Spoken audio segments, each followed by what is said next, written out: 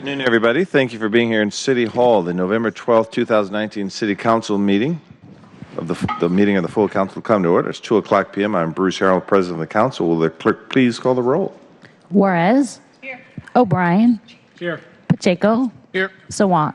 Here. Bagshaw. Gonzalez. Here. Herbold. Here. President Harrell. Here. 7 present. Thank you very much. If there's no objection, I'd like to allow Councilmember Bagshaw to be excused from today's meeting and do that administratively. Hearing no objection, Councilmember Bagshaw is excused.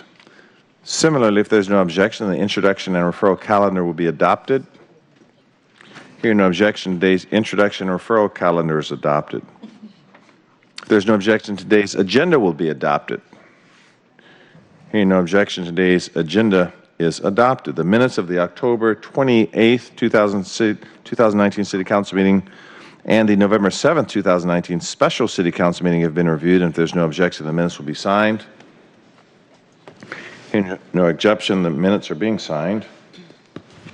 Thank you, Madam Clerk.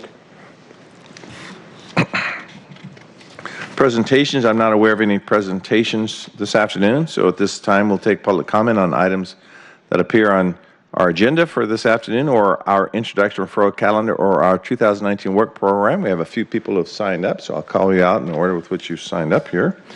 We'll start off with Gene Burris, and then we'll go second with David Haynes, and then third with Karen Gillen.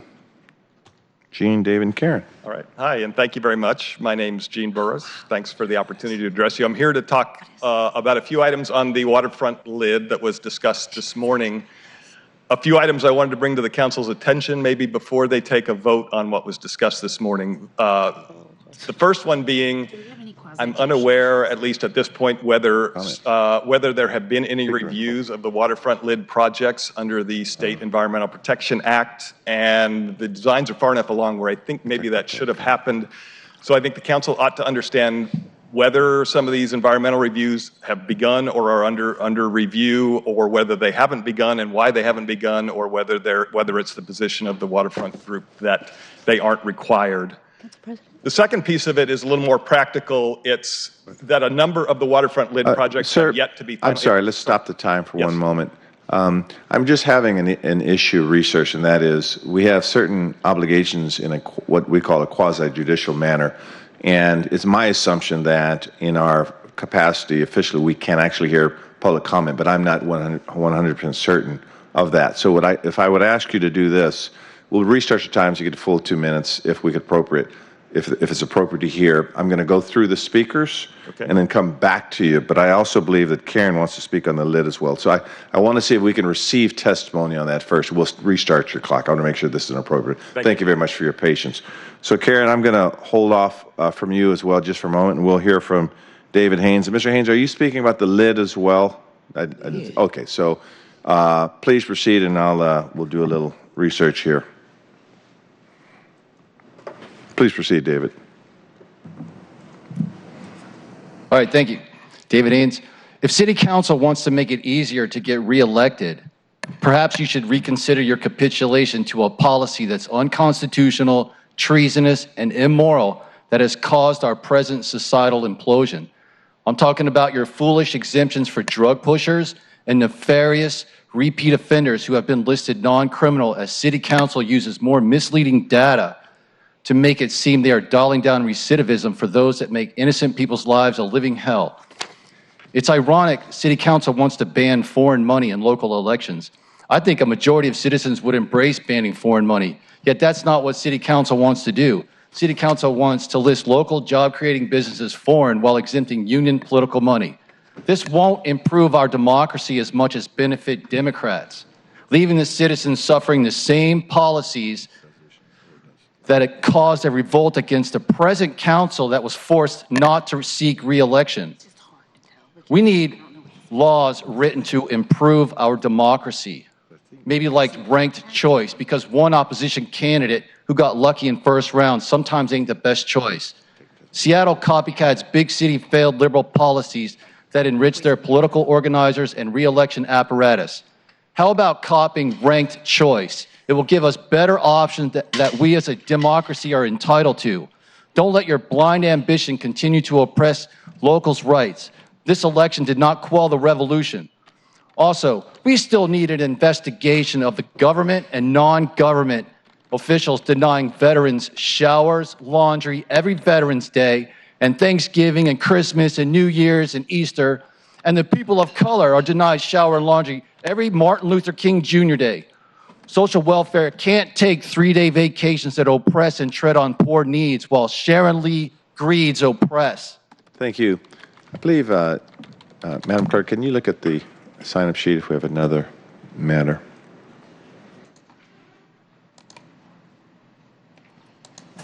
Ms. Richard. Okay, Ms. Richard, please come forward, and you have 2 minutes. And I'm going to ask that you not talk about the lid issue, and if you are, we'll delay, and you can come back to that issue. So any other topic on our work program, for example, is fair testimony. Yes, I'm Marguerite Richard, and no, I don't know anything about no lid. So no, I didn't come to talk about the lid. I talked about the conditions that face black people, black children, black mothers, black fathers, black men, black women, black. And it seems to be offensive here in this town in which I was born in. But the Bible is clear, offenses may come, but woe unto them that bring them. You brought many offenses to my home. You brought many offenses to my people throughout your tenure. Some of you are still there, but the clock is still ticking, see? Because I know a man, he's regulating time. And he said, your time is not up. You go tell him. You tell him about all the stuff that's going on. And that kibbles and bits that you're giving out to our community has never been enough. I said, why not? Bill Gates got a lot of money. Paul Allen's dead, and he still got money coming from the grave. And we sitting out there, we get killed. That woman got shot in her face, and now her father is dead right after she died because our heart has been so oppressed, depressed, suppressed, and repressed. It's the scourge of the nation to see a group of people, a culture of people that have given so much. They have to go through this raggedy, jankety mess around here. But you know what? I thank God I believe in God because he have never let me down. Never. He said, I'll never leave you nor forsake you. And he haven't forsaken me yet, and I'm going to see the handwriting on the wall because of what you've done. Thank you, Ms. Richard, for your testimony. Okay, going back to the two speakers who would like to speak on the lid. So we have some clarification that it would be inappropriate because of the quasi-judicial nature of the legislation for us to receive testimony on this at this particular hearing. That's the ruling that that has been made to me at least, and there's no current action to cure the actions that were taken because we did allow about 60 seconds worth before we made the correction. So at this point, we're not taking testimony on the lid or providing clarification, and so we won't receive comment. If you'd like to speak to something else, please do. Yes, my comments are more general than that. My name is Karen Gillen, and I'm a retired downtown resident. Thank you for this opportunity to speak. I wish to congratulate council members Lisa Herbold and Kastrawa Sawant on their reelection to the council. As you start your new terms, I hope you will recognize that you represent not only those who voted for you, but every citizen in your respective districts. I hope that going forward, you will be willing to respond to issues raised by people outside of your core supporters. I would also like to request that you and your fellow council members recognize that your decisions have an impact on those outside of your district. I would ask that you to examine your consciences when you enact legislation to ensure that you are not inflicting harm on citizens in districts other than your own to the advantage of your constituents. Between 2013 and 2019, the population in District 7 has grown 37%, significantly more than any other district. The lion's share of this growth was within downtown. These new taxpayers are flooding the city council coffers with tax money, and yet somehow we don't deserve to have city-provided park space like the rest of the city. If you want to keep Seattle's appeal as a great place to live and raise a family, you cannot unequitably tax downtown residents, forcing them to flee the city. Thank you. Thank you. Mr. Burris, would you like to speak to a non-lid matter? Okay, thank you, sir. We'll conclude public comment at this part of the agenda, and we will move to the, I'm sorry? There were a few of us that didn't get a chance to write our names. Is there still a few more minutes for public comment? Well, yes is the short answer, and the sheet is right there. And I didn't want to interrupt them while they were. Oh, I understand. Oh, that's cool. And I think you heard if it's pertaining to the lid, then we can't take, okay, very good. And is there anyone else that'd like to speak? Please come forward, and then we'll delay, and please sign on the list. So sorry for that. No, it's quite okay. I appreciated your courtesy. Okay, go ahead and let's sign up here. We'll take our time here. It's not like we have 100 items on our agenda today, so we're okay. We have 100 less than 100.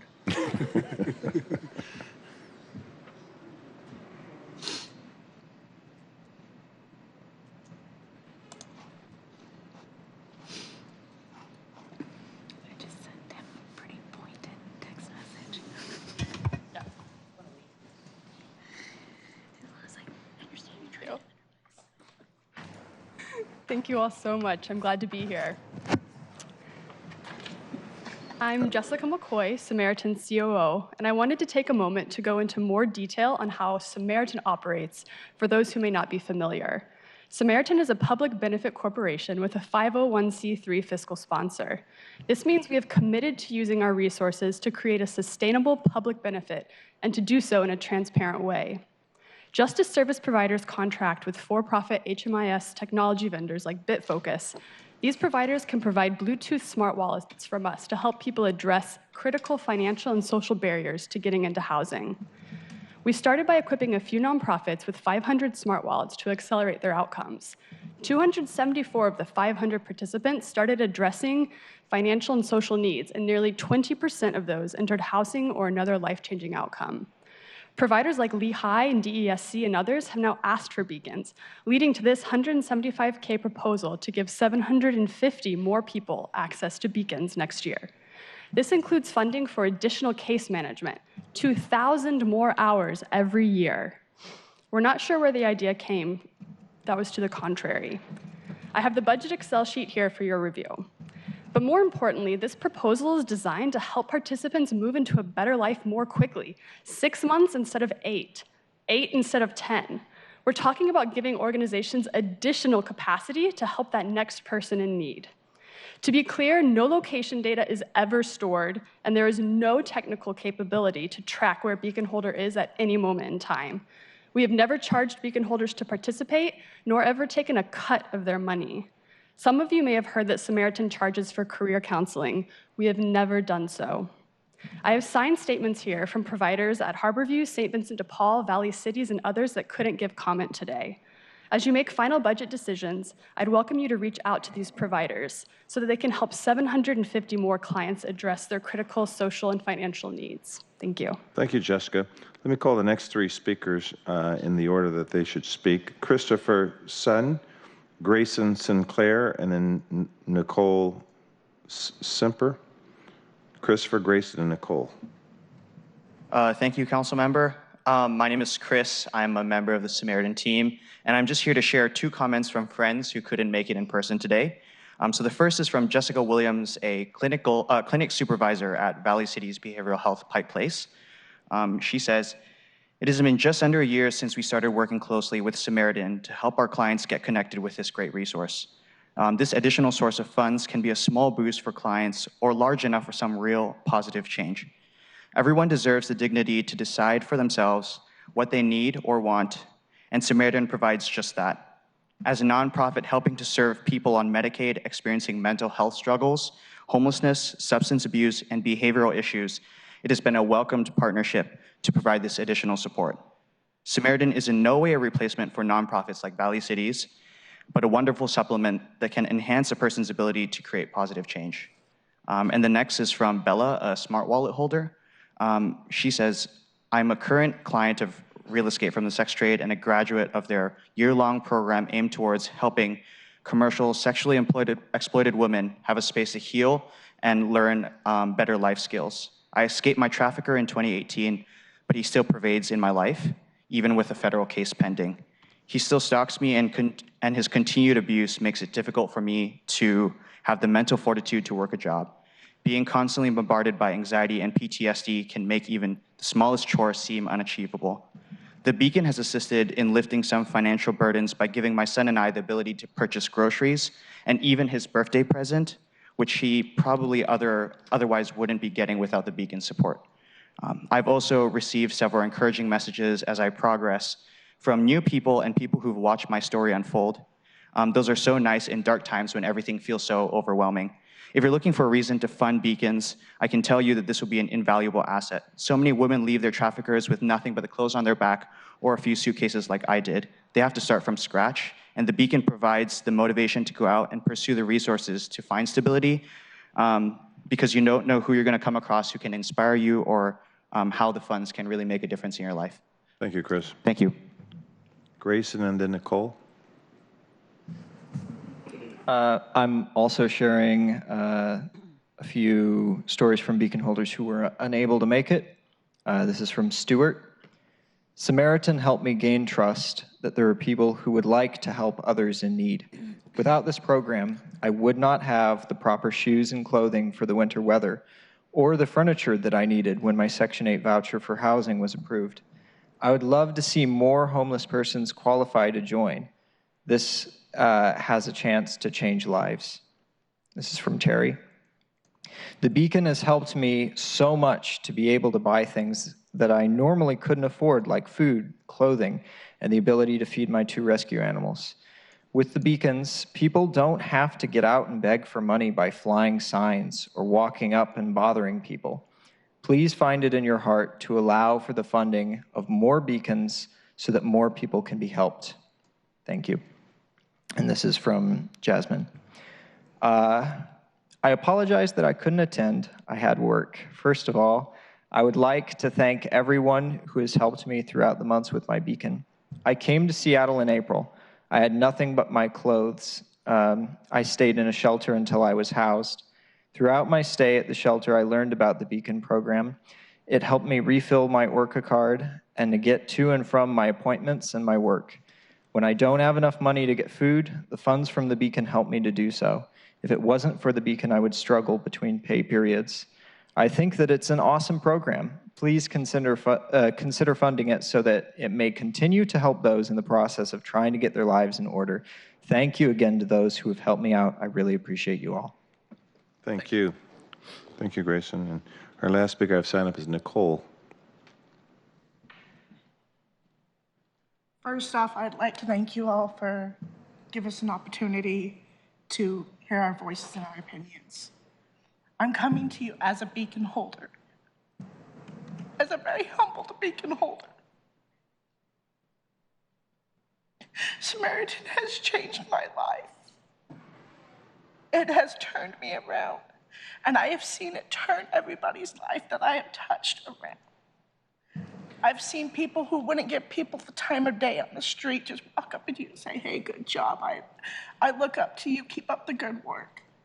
I've seen people who used to rob, cheat, steal, prostitute, get housing and turn their lives around. I am one of them. I'm 7 years clean and sober because of Samaritan. They have brought hope, faith, and trust to me again. They have given me new life. They have given me new hope. And I want to see others get the same hope that I have. I have talked to many Beacon holders, and they agree with me, and I wish they could be here today to tell you. Samaritan could be one of the keys to helping the homeless. If it could help somebody who was like me, think of what they could do. for everybody else. Think what they could do to the impact of the community so they can start helping the homeless in their situations. Samaritan says, walk with, not by, and they stand by that. Samaritan is there for you and they walk with you. They are there helping you. I've seen people that are high up in courts just come up to me and say, here's $5 because I read your book. Thank you. I've seen the trust put back in lives. Thank you. Thank you for your testimony. Thank all of you for your testimony. So we're going to conclude public comment, and we're going to move to the payment of the bills section. So please read the titles, plural.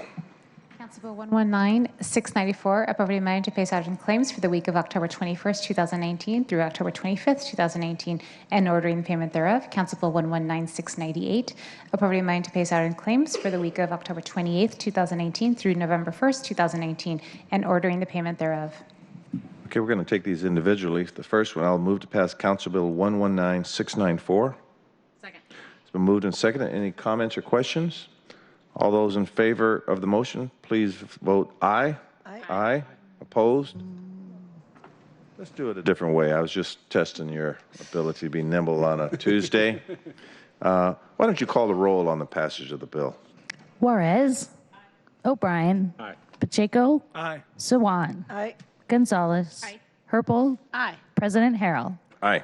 7 in favor, none opposed. Bill passes and the chair will sign it. I'll move to pass Council Bill 119-698. Second. It's been moved and seconded. The bill passed. Any questions or comments? Please call the roll on the passage of the bill. Juarez.